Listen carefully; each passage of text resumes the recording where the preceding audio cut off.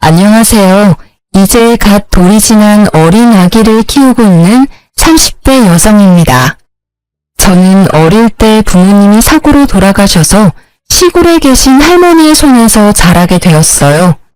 그래도 할머니가 저를 그니야 오기야 키워주셔서 부모님의 그늘 없이 자존감 높은 사람으로 성장할 수 있었고, 그 덕인지 좋은 회사에 취직해서 돈도 또래보다 조금 더 많이 벌 수 있었습니다. 그러다가 원수 같은 전 남편을 만났고 연애하던 중 뜻하지 않게 혼전 임신이 되었어요. 그래서 어쩔 수 없이 결혼을 서두르게 되었고, 이로 인해 큰 고비를 맞게 되었습니다. 사실 시댁에서는 시골 출신의 부모님도 없이 할머니 손에서 자랐다는 사실을 알고 저를 탐탁지 않게 생각하셨어요. 그러나 이미 제 뱃속에 아기가 있으니 어쩔 수 없이 결혼을 허락하셨죠. 그렇게 우리는 결혼식을 하게 되었고 신혼여행을 떠나려는데 결혼식 내내 훌쩍이던 시어머니는 남편의 손을 잡고 대성통곡을 했어요. 아이고, 우리 호준이 안타까워서 어쩐다니. 사위사랑은 장모라던데 우리 아들은 고아랑 결혼해서 장모사랑도 못 받겠구나.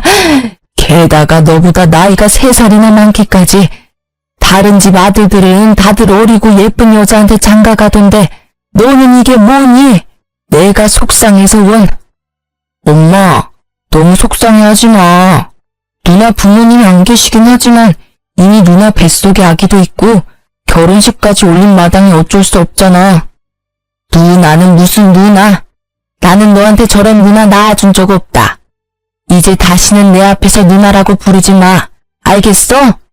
미나, 너도 네 남편 너보다 나이 어리다고 남편 이겨먹으려고 하지 마라. 알겠니? 어쩌다가 저런 고아랑 엮여서는 에휴, 부모 없는 자식이 뭐 보고 배운 게 있기나 하겠어? 피로 현장에서 하객들이 주는 술을 과하게 마신 시어머니는 사람들이 많은 곳에서 나이도 많고 부모도 없다며 제게 무안을 주었습니다. 할머니는 시어머니의 말에 표정이 딱딱하게 굳으시더니 술 취해 정신없는 시어머니에게 한마디 했어요. 안싸돈, 아이들이 새 출발하는데 말이 조금 심하네요. 기분 좋은 날 서로에게 상처 주는 말은 하지 맙시다. 우리 미나 부모 없이는 자랐어도 제가 경우 없게 키우지는 않았습니다. 아직 우리 미나에 대해서 잘 모르는데 배경만 보고 일방적으로 오해하면 곤란해요. 그리고 이미 사람들 앞에서 결혼식도 올렸고 무엇보다 아이들 사이에서 아기가 생겼는데 어째요. 이제 마음에 안 들어도 받아들이셔야지 않겠습니까? 우리 미나 잘할 테니 오해하지 말고 잘 봐주세요.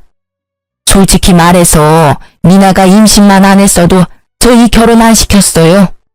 우리 귀한 아들 호준이가 나이도 많고 부모 없는 사람이랑 결혼한다는 게 말이 됩니까? 쟤는 왜 임신이 되어서 우리 아들 인생을 망치는지. 시어머니는 눈에 눈물이 그렁그렁해서는 계속 상처되는 말을 했습니다. 할머니 역시 시어머니의 말에 참지 못하고 화를 내려던 찰나 시아버지가 할머니께 허리를 숙이며 정중히 사과했어요. 사돈 어르신, 안사람이 오늘 과음해서 말 실수하네요.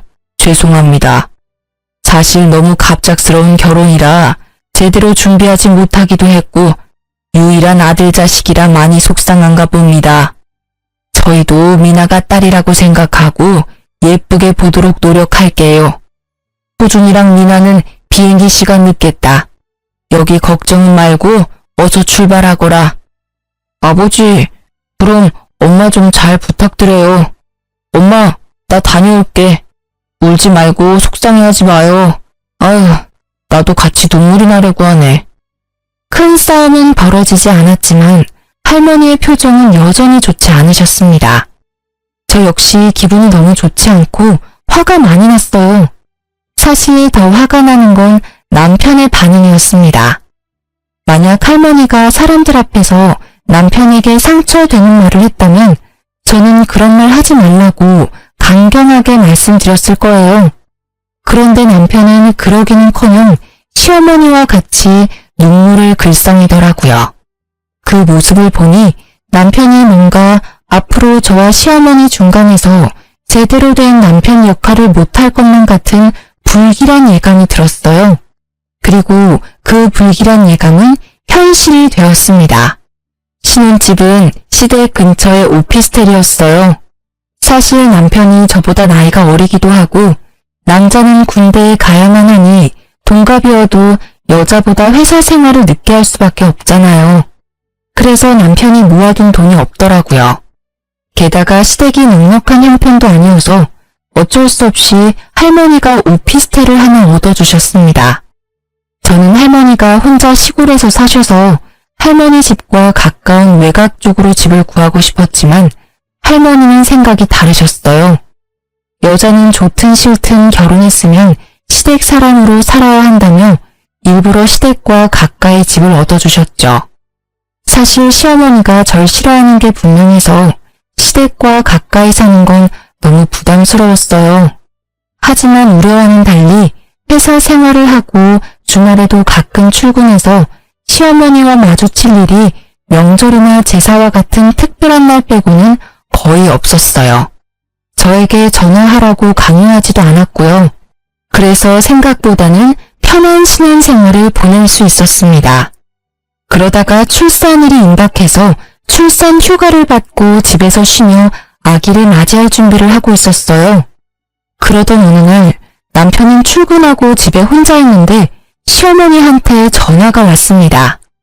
너는 어쩜 집에서 쉬고 있으면서 나한테 점심 같이 먹자는 소리 한 번이 없냐? 연락도 먼저 하는 법이 없고. 솔직히 그동안은 너가 회사 다니느라 바쁜 것 같아서 그냥 있었는데 정말 너무 무심한 거 아니냐? 죄송해요. 사실 그동안 회사에 다니느라 출산 준비를 못해서 집에 있지만 바빴네요. 앞으로는 전화도 자주 드리고 할게요. 다른 집 며느리들은 시어미가 이런 이야기 하기 전에 전화도 자주 하고 같이 뭐 먹으러 가자, 어디 구경 가자고도 하면서 딸처럼 잘 지낸다던데. 어쩜 너는 그렇게 애가 무뚝뚝하고 애교도 없니? 네가 나이가 많아서 그런가? 그건 그렇고 너 아기 출산하고 나서 산후조리 어떻게 할 거니? 출산하고 나서는 산후조리원에 들어가서 몸조리 해야죠. 이미 예약도 했어요. 돈 아깝게 산후조리원은 무슨. 옛날에는 애 낳고도 바로 밭일하고 집안일 했다. 산후조리가 솔직히 뭐가 필요해? 그냥 힘 몇 번 주면 애가 쑥 나오는데. 하여튼 요새 애들은 다들 약해 빠졌다니까. 게다가 거기가 좀 비싸냐? 뭐 하는 것도 없이 일주일에 최소 100만 원은 하던데. 괜히 그런데 들어가서 우리 아들 돈 허투루 쓰지 말고 출산하면 그냥 바로 집으로 와라. 내가 해주마. 어머니가 제 산후조리를요? 아무리 그래도 어떻게 어머니의 산후조리를 받아요. 전 그렇게 못해요. 그리고 조리원 예약할 때 남편 돈이 아닌 제 돈으로 했어요. 그러니까 돈 걱정은 하지 마세요. 정말 너 돈으로만 계산했어? 우리 호준이 돈 한 푼도 안 들어간 거 맞지? 난 우리 아들이 힘들게 번 돈 쓸데없는 곳에 나가는 거 원하지 않아. 이게 다 낭비야. 차라리 그 돈으로 아기한테 좋은 거 하나 더 입히고 먹여야지. 하지만 어머니, 아기 잘 돌보려면 산후조리도 필요해요. 엄마 몸이 빨리 회복되어야 아기도 잘 돌보죠. 아, 글쎄 옛날에는 그딴 거 없이도 다들 아기 셋넷 잘 낳고 했다니까. 요즘 젊은 것들은 아기 꼴랑 하나 낳았다고 아주 공주 대접 받으려고 한다니까. 넌 그러면 내가 가만 안 둘 테니까 그런 줄 알아. 시어머니는 본인이 하고 싶은 말만 하시고는 전화를 끊어버리셨습니다. 시어머니가 왜 이렇게까지 화를 내는지 이해하지 못했어요. 남편 돈으로 산후조리원을 예약한 것도 아니고 제가 번 돈으로 하겠다는데 뭐가 문제입니까? 그냥 괜히 그러시는 것으로 생각하고 저는 아기를 만날 준비에 들떠 있었어요. 그렇게 일주일 정도가 지났을까요? 집에 있는데 엄청난 진통이 오기 시작했고 자연분만으로 아기를 낳으려다가 실패하고 응급수술로 아기를 낳게 되었습니다. 이때도 시어머니는 나이가 많아서 수술하게 되었다는 등의 독설을 하셨고 남편은 저와 시어머니 사이에서 이러지도 저러지도 못하고 바보같이 있었어요. 어쨌든 힘들게 태어난 아들은 별 문제 없이 건강했고 예정대로 제 돈으로 예약한 산후조리원에 2주일 동안 있게 되었습니다. 2주일 후 산후조리원에서 나와 신혼집에 갔는데 시어머니가 계셨어요. 저는 시어머니가 손주를 보고 싶은 마음에 오셨다고 생각했습니다. 그런데 아무리 시간이 흘러도 시어머니는 집으로 가시지 않아서 너무 불편했어요. 어머니, 그런데 집에는 언제 가실 거예요? 이제 곧 저녁 시간도 되어가는데 아버님 식사 준비도 하셔야 하는 거 아니에요? 어머, 얘 봐라. 방에 있는 집 못 봤니? 나 오늘 집에 안 갈 거야. 여기서 한 달 정도는 머무를 거다. 네? 그게 무슨 말씀이세요? 저는 전혀 못 들었는데요. 너가 육아하느라 정신없다는 핑계로 우리 아들 굶길까봐 당분간 여기서 우리 아들 밥 챙겨줄 거다. 그리고 우리 아들은 매운 음식 좋아하는데 나 없으면 모유 수유하는 너 눈치 보여서 매운 음식도 못 먹을 거 아니야. 너는 네 자식 밥 주듯이 나도 내 자식 밥 챙겨줘야 하지 않겠니? 시어머니의 말씀에 너무 기가 막혔습니다. 그런데 더 기가 막힌 것은 이어지는 남편의 말이었습니다. 맞아. 나는 미역국도 싫어하고 밍밍한 음식은 더 못 먹어. 솔직히 여보랑 같이 산후조리원에 있으면서 거기 음식 간이 하나도 안 돼서 정말 뭐 먹은 것 같지도 않았다고. 그래서 내가 엄마한테 부탁한 거야. 그래도 되지? 뭐? 솔직히 우리 집이 넓은 것도 아니고 방 하나 거실 하나 있는데 어떻게 어머니랑 같이 있어. 게다가 신생아도 있는데. 그리고 전 그렇게 매운 음식이 먹고 싶으면 마트에서 밀키트 같은 거 사다가 먹으면 되잖아. 여보, 밀키트도 하루 이틀이지 어떻게 매일 사 먹냐? 당분간은 여보가 내 음식도 못 해줄 텐데. 그리고 우리 엄마가 괜히 여기 있겠다고 하시는 거겠어? 여기에 있으면서 내 음식만 챙기겠냐고. 당연히 여보 음식도 챙겨주실 거고 틈틈이 준석이도 봐주시겠지. 안 그래요, 엄마? 당연하지. 내가 있어서 너도 더 편할걸? 나중에 나 가고 나서 힘들다고 징징대지 말고 그냥 고맙습니다 하려무나. 어머니, 그럼 당장 오늘 밤에는 어디서 주무실 거예요? 나는 허리가 안 좋아서 무조건 침대에서 자야 해. 그리고 우리 아들도 내일 출근해야 해서 푹 자야 하니 당연히 방에서 자야 하고. 너는 새벽에 준석이 수유하고 기저귀도 갈아줘야 하니까 거실에서 자면 되겠다. 그치? 네? 거실에서요? 어떻게 신생아랑 갓 출산한 산모한테 거실에서 자라는 말을 하세요. 당연히 이 집에서는 손님인 어머니가 거실에서 주무셔야 하는 거 아닌가요? 그리고 남편도 준석이 아빠니까 당연히 새벽에 같이 아기 봐야죠. 우리 호준이는 안 된다. 호준이는 잠 못 자면 큰일 나는 아이야. 게다가 내일 회사에 출근도 해야 하잖니. 너는 어차피 내일 집에서 쉬니까 너 혼자 새벽에 준석이 보렴. 시어머니는 가면 갈수록 도무지 이해하지 못할 말만 했습니다. 이 와중에 남편은 아무 말도 하지 않고 조용히 시어머니의 말에 고개를 끄덕이고 있었고 그런 모습을 보니 너무 화가 났어요. 야, 이호준, 너 내 남편 아니야? 우리 준석이 아빠 아니냐고. 넌 어머니의 말씀이 이해가 가? 이제 갓 태어난 신생아와 산모는 거실 바닥에서 자고 아빠인 너는 어머니랑 큰 방에서 자라는 이 말이 맞다고 생각해? 솔직히 우리 엄마 말이 틀린 건 또 뭐야. 너는 내일도 집에 있지만 나는 회사에 가서 일해야 해서 푹 잠을 자야 해. 난 솔직히 너가 이렇게까지 화를 내는 이유를 모르겠는데. 남편은 화를 내는 이유를 전혀 모르는 눈치였습니다. 정말 말을 하면 할수록 저만 나쁘고 이상하고 예민한 사람이 되는 것 같았죠. 됐다 됐어. 더럽고 치사해서 내가 나가고 말지. 난 솔직히 네가 우리 호준이보다 나이가 많으니까 생각도 깊을 줄 알았어. 그런데 이건 뭐 나이만 많지 생각도 없고 어른 공경하는 것도 없고. 너는 늙은 나랑 한 집에 같이 있기 싫다는 거지? 내가 나가마. 대신 박민아 너 나중에 힘들다고 육아 따위는 바라지도 말아라. 죽이 되든 밥이 되든 네가 알아서 네 힘으로 준석이 키워. 알겠어? 마음에 하나도 안 들어. 나 간다. 엄마, 이렇게 가시면 어떡해. 내가 마음이 불편하잖아. 그러게 넌 왜 그딴 말을 해서 우리 엄마 속상하게 만들어? 우리 엄마가 너 도와준다잖아. 그런데 꼭 그딴 식으로 비꼬아서 말을 들어야 해? 얼른 사과 안 해? 남편은 어서 사과하라고 강요했지만 전혀 그러고 싶지 않았습니다. 결국 아기가 처음 집에 온 날은 이렇게 싸움으로 끝나고 말았네요. 그 뒤로 전쟁 같은 육아가 시작되었습니다. 우리는 신생아가 혹시라도 다칠까봐 불안해서 홈 CCTV를 설치했어요. 물론 제가 항상 옆에 있기는 하지만 잠시 화장실 가거나 집안일을 할 때 무슨 일이 생길까봐 불안했거든요. 남편도 회사에서 아기를 보고 싶다고 해서 핸드폰 어플로 틈틈이 확인할 수 있도록 했습니다. 감시당하는 느낌이라 조금 불편하기는 했지만 그래도 남편이 회사에 있는 시간 동안 아기가 얼마나 보고 싶겠어요. 그 마음이 이해가 가서 그러라고 했네요. 그렇게 생활한 지 일주일이 지났습니다. 그날은 날씨가 갑자기 더워져서 아기 얼굴에 빨갛게 태열이 올라왔더라고요.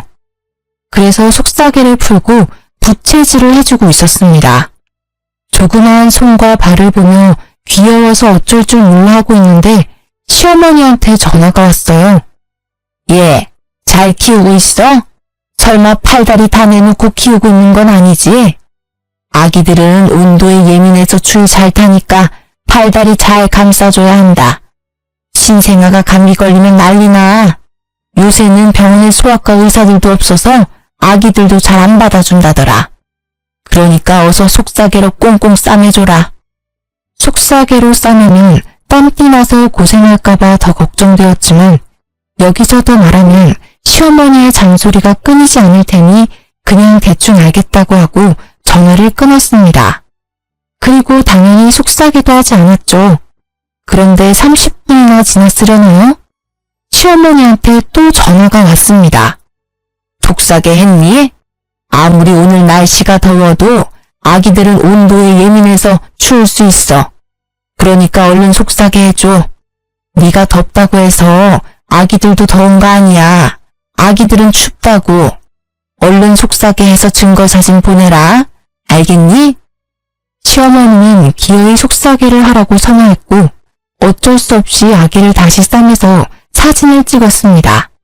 잠시 후 잘 놀던 아기가 칭얼거리기 시작했어요. 기저귀를 보니 응가를 했고 저는 엉덩이를 씻기고 기저귀를 갈았습니다. 그런데 기저귀를 가는데 시어머니한테 또 전화가 왔어요. 아까 내가 이 말 한다는 거 깜빡했구나. 요새 젊은 사람들은 귀찮다고 일회용 기저귀 쓰는데 그거 아주 많이 안 좋아. 통풍이 안 돼서 아기 엉덩이 발진 나고 화학 제품이 가득해서 아기 몸에도 별로 안 좋단다. 그러니까 너는 일회용 기저귀 말고 천 기저귀 써라. 그리고 귀찮다고 세탁기 돌리지 말고 반드시 손빨래하고. 참, 아기 옷들도 세탁기 돌리면 안 된다. 아기 옷은 예민해서 반드시 다 손빨래해야 해. 알겠니? 어머니, 요새 일회용 기저귀도 통풍 잘 되게 좋게 나와요. 그리고 저 지금 아직 출산한 지 한 달도 안 됐는데 어떻게 손빨래를 해요? 지금 손목도 아프고 허리 어깨 다 아파서 저 손빨래 못해요. 그래도 네가 엄마인데 이제 아기를 위해서 희생해야지. 그리고 아기 피부에 어른들 화학세제가 얼마나 안 좋은지 아니? 요새는 아기용 세제가 따로 나와요. 아기용 세탁기도 작은 걸로 장만해서 어른 세탁물이랑 같이 돌리지도 않고요. 다들 그렇게 하는걸요? 뭔 그렇게 말이 많아? 다들 그렇게 해도 내가 더 잘 알아. 솔직히 말해서 너가 아기를 잘 볼 수나 있냐? 아기 잘 앉지도 못하면서 뭘 한다고 그리 큰 소리야? 내 말대로 해라. 알겠니? 시어머니는 제게 더 말하고 싶어 했지만 때마침 아기가 배고프다고 울었습니다. 바로 무유를 먹이려 했지만 생각만큼 양껏 나오지 않더라고요. 무유가 나오지 않아서인지 아기가 숨이 넘어가게 울어서 급히 젖병과 분유를 챙겼습니다. 어떤 사람들은 이러면 혼돈이 와서 끝까지 모유를 먹인다고 하지만 잘 먹고 잘 크는 게 우선이라는 생각에 바로 젖병에 분유를 탔어요. 아기는 배가 엄청 고팠는지 허겁지겁 분유를 먹기 시작했습니다. 겨우 집에 고요한 평화가 찾아왔는데 시어머니한테 또 전화가 왔어요. 그러나 한 손으로는 아기를 안고 다른 손으로는 젖병을 잡고 있어서 전화를 받을 수 있는 상황이 아니었습니다. 솔직히 전화 받기도 싫었고요. 그리고 10분 정도 뒤 잠이 든 아기를 조심스럽게 침대에 눕혔습니다. 저도 잠시 옆에서 쉬려는데 또 시어머니한테 전화가 왔어요. 너 모유 안 나온다고 분유 먹이는 거 아니지? 사람은 사람 젖을 먹어야지 소젖 먹으면 안 된다. 소젖 먹으면 애가 멍청해져. 성격도 포악해지고 말이야.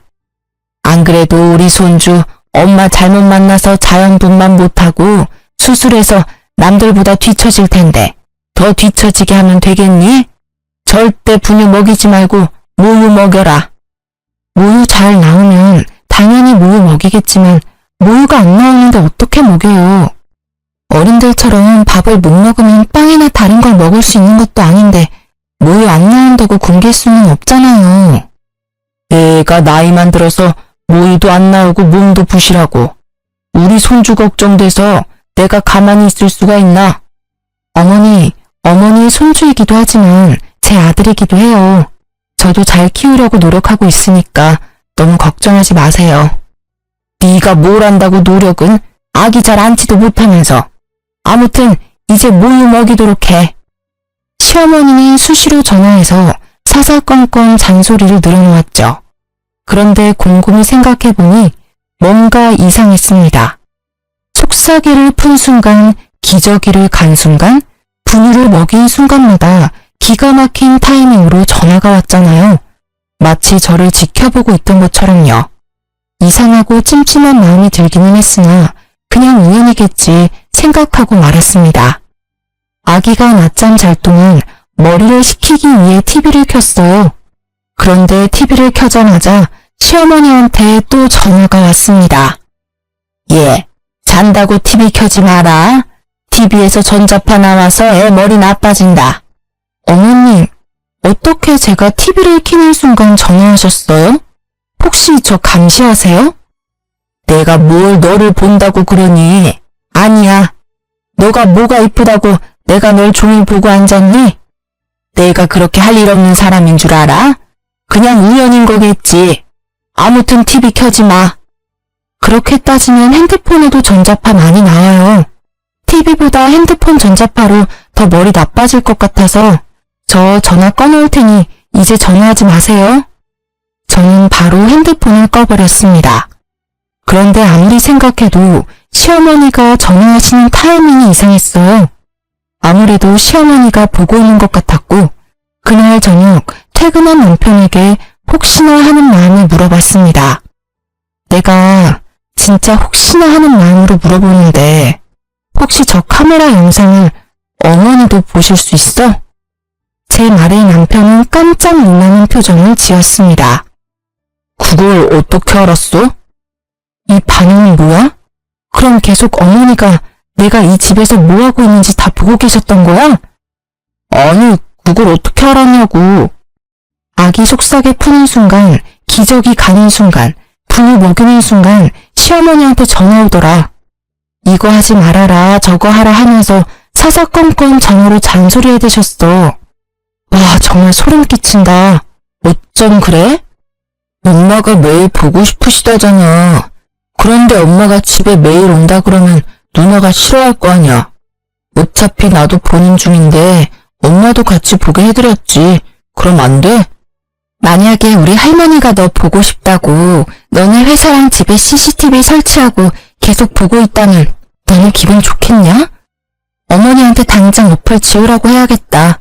나는 그런 감시당하면서는 못 살아.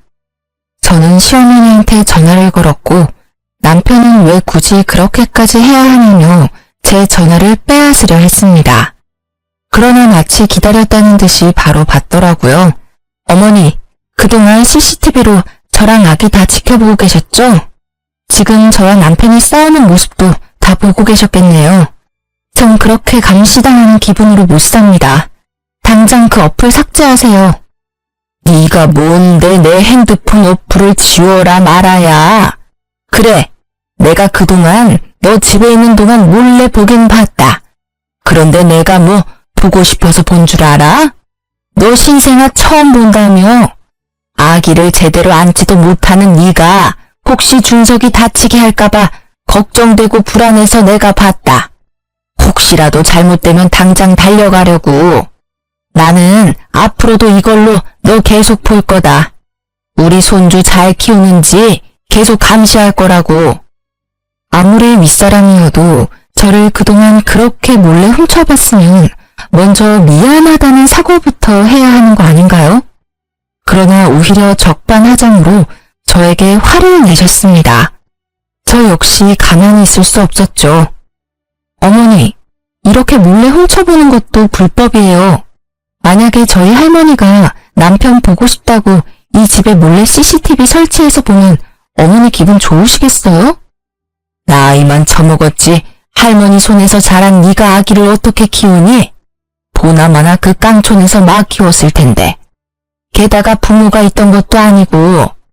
이렇게 나이 많은 어른한테 말을 막 하는 거 보면 심성도 고약한데 네가 손주한테 무슨 해코지를 할지 어떻게 알아? 난 너 못 믿는다. 네가 부모 있는 집에서 바르게 잘 자랐으면 나도 이렇게 시간 낭비해가며 오지랖 안 부려. 아무리 그래도 전 매 순간을 감시당하며 살 수는 없겠네요. 어플 삭제 안 하시면 저 이 집에서 못 삽니다. 뭐 그럼 네가 이혼이라도 하겠다는 거냐? 그럼요. 못할 것도 없죠. 계속 이런 식으로 나오시면 저 이혼하겠습니다. 그래 아세요. 전화 끊습니다. 남편은 이 타이밍에도 제가 화난 이유를 전혀 알지 못했습니다. 우리 엄마가 혹시라도 준석이가 아프거나 하면 바로 달려와서 너 도와주려고 그러는 건데 너무하는 거 아니야? 어쩜 이렇게 우리 엄마의 마음을 몰라? 네 생각만 해. 너같이 시어머니를 우습게 하는 사람은 아마 세상 천지에 없을 거다. 참나. 그럼 나도 할머니한테 CCTV 보게 해도 되는 거지? 우리 할머니도 준석이 보고 싶으실 텐데 그렇게 하자. 아주 그냥 우리 이 집에서 밥 먹고 자고 쉬는 매 순간 다 할머니며 시댁에 다 공유하자. 그럼 됐냐? 어? 서로를 이해하지 못하며 계속 싸웠고 언성은 점점 높아져만 갔어요. 한창 싸우고 있는데 시어머니가 또 전화했습니다. 그만 싸워. 그래, 내가 네 뜻대로 어플 지웠다. 그러니까 우리 아들 그만 잡으라고. 제가 어떻게 믿어요? 솔직히 지웠다고 말하고 안 지우면 되는 것 아닌가요? 지금이라도 가서 내가 어플 삭제한 거 보여주랴? 지금 가? 아니요. 어머니께서 지우셨다니 뭐 믿어야죠. 만약이라도 저 몰래 계속 보고 계시면 저 준석이 데리고 바로 이혼하겠습니다. 일단 어플을 삭제시켰지만 그 뒤로도 시어머니와 남편에 대한 불신과 미움이 가득 남아있었습니다. 하지만 시아버지와는 사이가 좋았어요. 시아버지는 항상 제게 아들을 낳아줘서 고맙다고 표현해주시는 유일한 분이세요. 사실 시아버지는 상가에서 경비 일을 하고 계셨지만 벌이가 좋은 편은 아니었어요.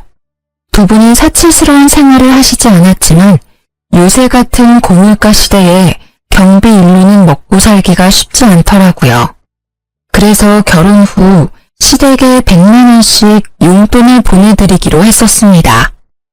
처음에는 크게 무리되지 않았으나 아기가 태어나니 의외로 돈 나갈 곳이 많았어요. 게다가 출산 휴가로 제 월급이 사라져서 남편 월급만으로 생활하기가 빠듯했습니다. 그래서 한 푼이라도 아끼고자 시댁에 용돈 주는 걸 줄이자고 말했어요. 여보, 우리 시댁에 용돈 줄여야 할 것 같아. 휴직 중이기는 하지만 지금 내 월급이 많이 줄어서 생활비가 반으로 줄었고 준석이 앞으로 나가는 돈도 많아서 매달 100만 원은 너무 무리야. 뭐? 어떻게 그런 소리를 해? 야, 원래 자식은 결혼하면 부모님한테 효도해야 하는 거야. 너무한 거 아니야?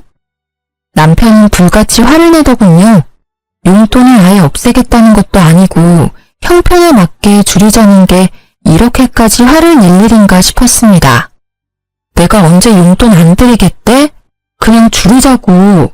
아니, 그러면 아예 우리 할머니한테도 똑같이 100만 원 보내. 솔직히 그동안 시댁은 형편 어려워서 매번 용돈 보냈는데 우리 할머니한테는 한 번도 용돈 보낸 적 없잖아. 뭐라는 거야? 할머니는 농사로 계속 돈을 버시고 계시잖아. 그리고 시골에서 혼자 사시고 직접 농사 지으시는 데다가 집도 할머니 집이라서 월세나 관리비도 안 들 텐데 돈 들어갈 곳이 어딨어? 반대로 우리 집은 아버지만 일하시니 얼마나 힘들겠냐? 넌 우리 집은 생각 안 하냐? 사실 시댁은 시아버지만 일하시고 시어머니는 평생을 전업주부로 사셨습니다.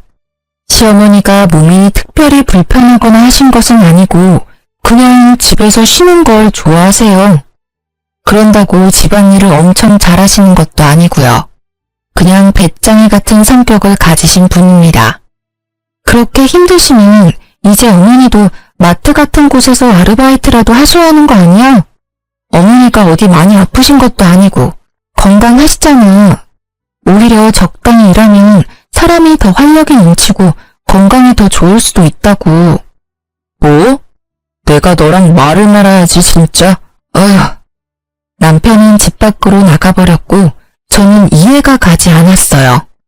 고혈압, 당뇨 같은 성인병 하나 없으시고 아주 건강한 시어머니한테 아르바이트 하라는 게 그렇게 잘못된 일인가요? 물론 경제적으로 부유하면 아르바이트는 안 해도 되겠지만 사실 그것도 아니잖아요. 그럼 당연히 조금이라도 건강하고 시간 있을 때 아르바이트라도 해서 돈을 벌어야 하는 거 아닌가요? 그러나 남편은 시어머니가 밖에서 일한다는 것 자체를 용납하지 못했습니다. 남편은 그렇게 화를 내며 나가고 저는 그러든 말든 큰 방에서 아이를 재우려는데 현관문 여는 소리가 들리더라고요. 당연히 남편이 다시 들어온 것으로 생각하고 마저 재우고 있었습니다. 그런데 집에는 남편만 들어온 게 아니었어요. 시아버지와 시어머니도 함께 있었습니다. 부모님을 사랑하는 마음이 바다같이 넘치던 남편은 제가 한 말을 고스란히 이르러 시댁에 쫓아간 거죠. 시어머니는 큰 방에서 준석이를 재우는 저를 발견하시고는 제 머리채를 잡으셨습니다. 야, 우리 호준이에게 내 용돈 줄이라고 했다며?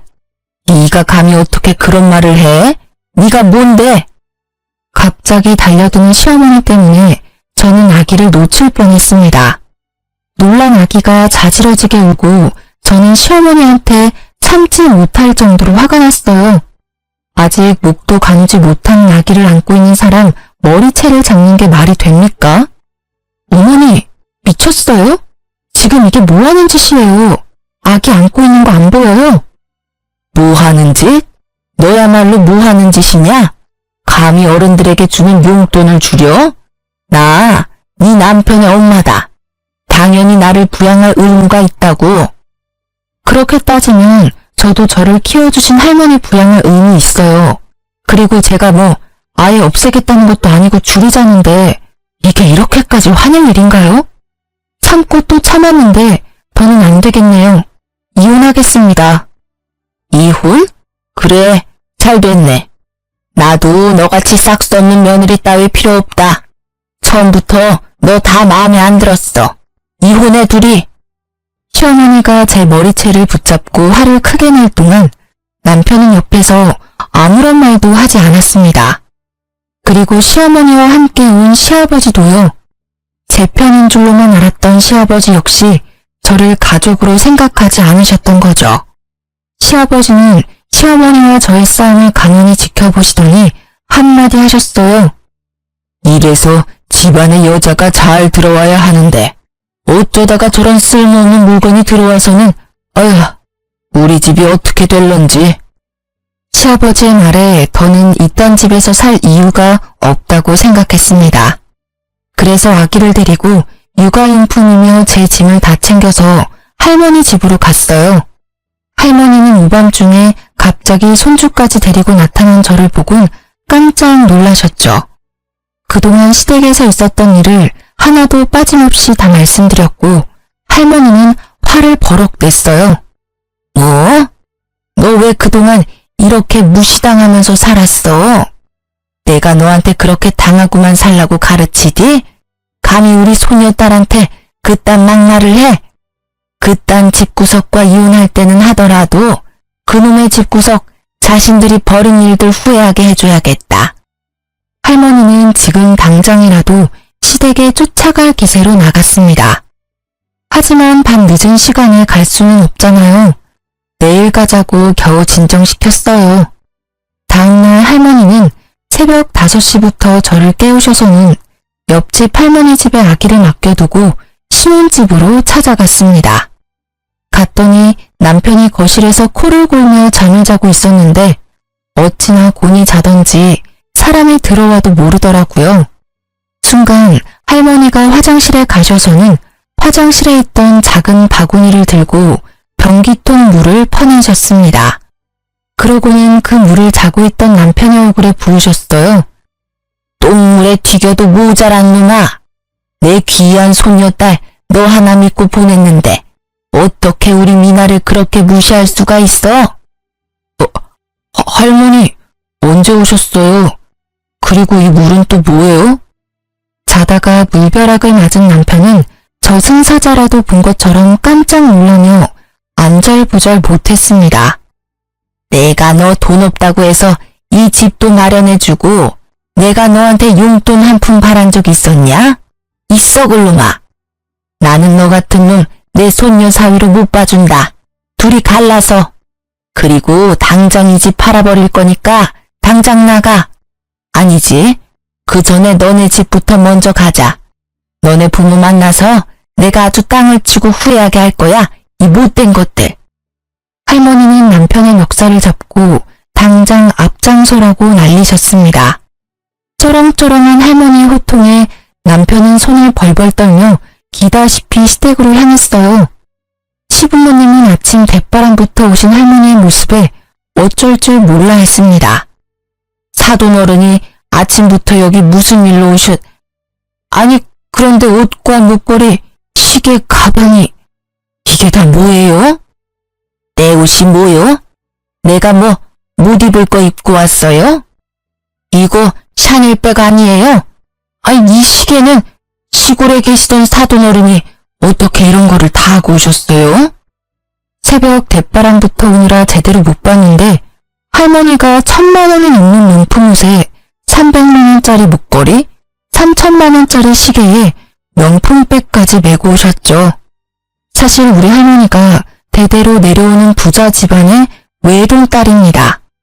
시골에서 살기는 했지만 덕분에 전 부유하게 자랐어요. 그러나 할머니는 돈 있다고 떠벌리고 다니면 골치 아플 일만 생긴다면서 보유재산을 주변 그 누구에게도 말하고 다니지 않으셨어요. 시골에서는 항상 몸빼바지만 입고 다니셨고 명품 옷은 몇 벌 있긴 하지만 거의 꺼내 입지 않으셨습니다. 그랬던 할머니가 갑자기 명품을 휘감고 오셨으니 시댁에서는 얼마나 놀랐겠어요. 할머니의 모습에 입도 못 다물고 있었고 할머니는 그런 시부모님께 한 소리 했습니다. 이봐요. 시골에 산다고 사람 우습게 보지 마요. 시골에 살아도 내가 당신들보다 훨씬 더 돈도 많고 능력이 있다고. 할머니가 시부모님께 더 뭐라고 말을 하려고 했는데 남편이 갑자기 할머니의 손을 잡았습니다. 그러더니 세상 착한 미소를 짓더라고요. 할머님, 화만 내지 마시고 손주사위 말 한번 들어주세요. 저와 누나 약간의 오해가 생겨서 이렇게 된 거예요. 오해? 개 풀 뜯어먹는 소리하고 앉았네. 야, 우리 미나가 안타까운 사정으로 부모는 빨리 잃었어도 너보다 더 잘 먹고 잘 살았어. 이 썩을 놈아. 우리 미나가 내가 죽으면 물려받을 재산이 100억이야 이놈들아. 1억도 없는 거지 같은 집안에서 어디 우리 집을 무시해? 난 거지들과 사돈 못 맺으니 빨리 도장 찍어. 할머니의 말에 남편은 무릎까지 꿇었습니다. 할머니, 제가 나이가 어려서 생각이 짧았습니다. 부디 노여움 푸시고. 헛소리 집어치우고 당장 내 집에서 나가. 너네 신혼집 내가 사준 거 알지? 딱 하루 준다. 안 나가면 그 집에 있는 네 물건들 다 던져버리고 아주 박살 내버릴 테니까 그런 줄 알아. 어차피 살 날도 얼마 안 남았는데 이참에 뉴스 한번 나오지 뭐. 결국 남편은 신혼집에서 쫓겨났고 저는 바로 이혼하자고 했습니다.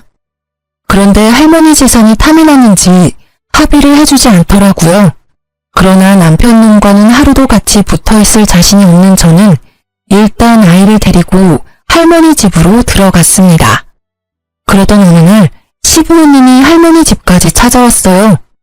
두 분은 할머니를 보자마자 무릎까지 꿇으시더니 조심스럽게 입을 열기 시작했습니다. 사돈 어르신, 정말 죄송합니다. 제가 아들 자식이 하나뿐이라 오냐오냐 키워서 이렇게 되었네요.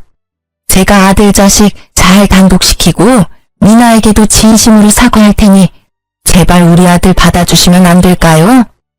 그쪽은 이미 글러먹었어. 이 상황에서도 아들 탓을 하는 게 제대로 된 부모인가? 참된 부모는 자식의 잘못도 다 안고 가는 사람일세. 나는 돈이 없는 사람은 괜찮아도 인성이 글러먹은 사람은 절대 용납 못해. 그래서 인성이 거지 같은 당신네가 우리 손녀딸의 시부모가 되는 꼴 절대 못 봐. 당신들 밑에서 자란 아들도 마찬가지겠지. 할머니의 단호한 말씀에 시아버지는 안절부절 못하며 어떻게든 할머니의 마음을 돌리려고 하셨습니다. 어르신, 제 안사람과 아들 녀석 때문에 화가 많이 나셨죠? 이게 다 집안관리 제대로 못한 가장인 제 잘못입니다. 그러니 저만 탓하시고 우리 가족들 용서해 주시면 안 될까요? 웃기는 소리 하지 말게나. 아무리 돈이 없어도 인성이 훌륭한 사람은 많아. 당신들은 돈이 없어서 사람 관리 못한 게 아니라 그냥 원래 인성 자체가 거지 같은 사람들이야. 나는 이제 우리 미나 당신들에게 못 맡기겠네. 아이고 어르신, 제가 다 잘못했어요. 그러니 제발 노여움 푸시고 한 번만 기회를 주세요. 기회는 사람 같은 사람들에게나 주는 거지 당신 같은 사람들에게 주는 게 아니야. 나는 이제 당신네들과 더는 할 말 없으니 나가. 지금 안 나가면 경찰 부를 거요. 할머니의 이름장에도 시부모님은 나갈 기색이 없다가 할머니가 정말 핸드폰을 들어 112를 누르는 걸 보여주자 그제야 나갔습니다. 이후로 할머니는 오피스텔을 팔아버렸어요.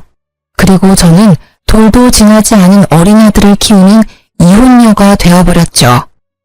아들에게 온전한 가정을 주지 못한 게 안타깝기는 하지만 제 선택에 후회는 없습니다.